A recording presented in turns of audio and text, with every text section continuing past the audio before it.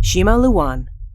From rampant misogyny to questionable medical advice, we count 20 vintage ads that would never see the light of day in the modern world. Number 15. Palmolive Soap. Palmolive is a well-respected soaps and detergents company, but this short-sighted vintage ad shows they definitely don't always get it right. With a bold generalization about the sexes, the ad suggests that women need not bother with being clever. Cleverness won't help them fulfill their ambition in life, winning a man's affections. According to the ad, men back then didn't care about cleverness. They were only interested in women who were pretty. So buy Palmolive beauty products, ladies, and lock down your very own douchebag. Number 14. Chubette's Clothing. The Bible tells of the first man and woman on Earth, and this ad reveals how our culture's very first eating disorders came to be. Is your daughter on the plump side? Well, slap that Twinkie out of her hand because she can look as pretty as her slim friends. Hey, I'm just reading what the ad says. Chubette's makes fashion for plump girls, as the ad so delicately puts it. Their garments have slenderizing magic that are cleverly designed to minimize extra pounds. The slogan, which was no doubt conceptualized by a boardroom full of out-of-touch old men, promises that young girls can have a tummy and still look yummy. Number 13. Cocaine Toothache Drops. Do you suffer from debilitating toothaches? Nowadays, you can Google your symptoms, which, after half an hour of false cancer diagnoses, usually leads to the most obvious conclusion: you need to visit your dentist. But people in the 1950s didn't have smartphones or search engines or cat videos, so they often blindly followed the advice of advertising. This ad by Lloyd Manufacturing Company recommends toothache sufferers, especially children, try a product called Cocaine Toothache Drops. It costs only 15 cents, and according to the ad, it's an instantaneous cure. Unmentioned side effects may include dilated pupils, chattering teeth, and complete insanity. Number 12. Antel Hair Products. Apparently, in the 1950s, making light of suicide in newspaper advertisements was as normal as smoking cigars for breakfast. If my hair looks such a mess one more night, I'll kill myself, this ad for hair product announces, mirroring the sentiments of women all across the country. But wait, ladies, put down that noose, revolver, and vial of poison, because Antel have just the product for you. Their Formula 9 hair product will solve all your hair woes, so you can save your hilarious over-exaggerated suicide plans for a rainy day. Number 11. Sega Masturbation Innuendo. These 90s ads might explain why Sega is no longer in the console game. The first is for their groundbreaking Sega Mega Drive console. Beside a hand gripping a joystick reads the slogan, "The more you play with it, the harder it gets." I guess back then, gaming was the pursuit of pimply basement dwellers, so maybe an ad that awkwardly alludes to masturbation was a stroke of genius, pun intended.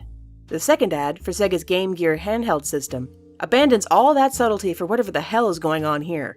Riffing on the old wives' tale that masturbation causes blindness, this ad promises that you can play with yourself for hours without going blind. The Game Gear will also fulfill all your wildest fantasies. As a fun bonus, there's also this portrait of marital bliss from Neo Geo. Number 10. Motorola Television. This ad by Motorola preys on the fact that most parents are useless with new technology.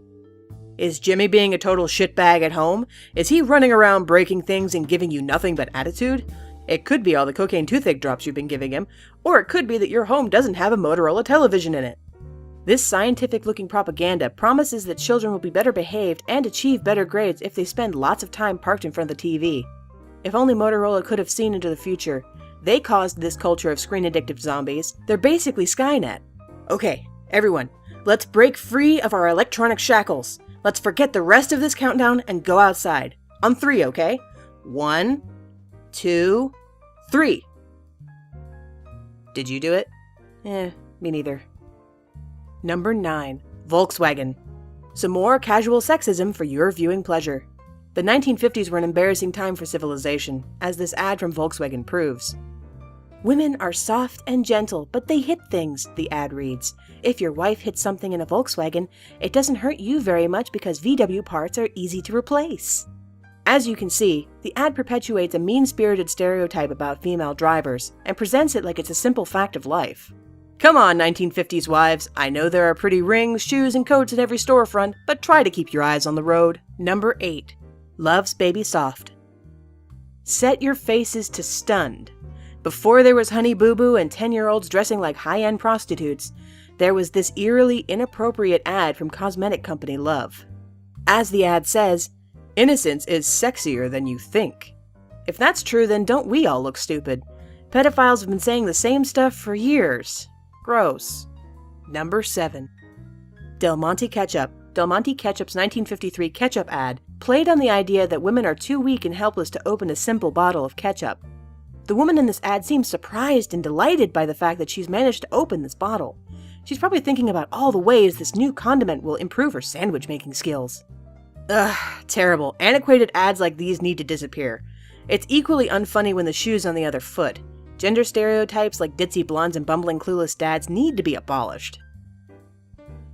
Number 6. Chase and Sanborn Coffee. Before 50 Shades of Grey made this sort of thing cool, Chase and Sanborn Coffee ran an ad promoting the solid family values of the time.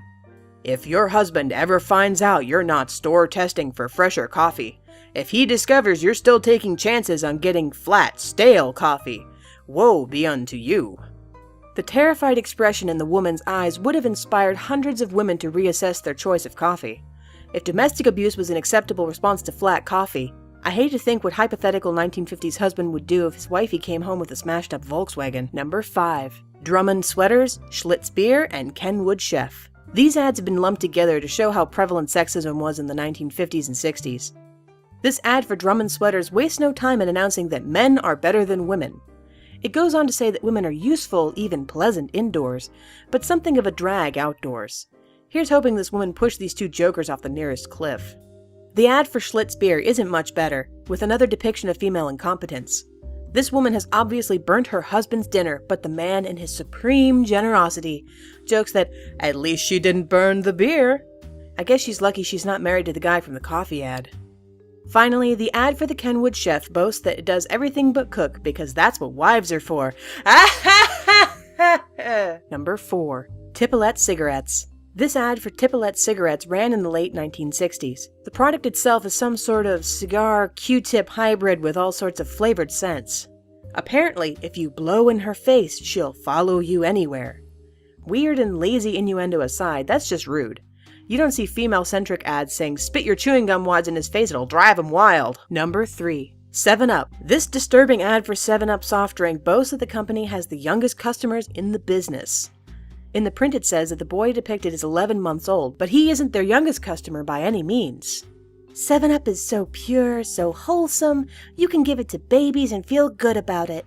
The sheer irresponsibility of these marketing guys makes me want to paint their widescreens in 7-Up flavored barf.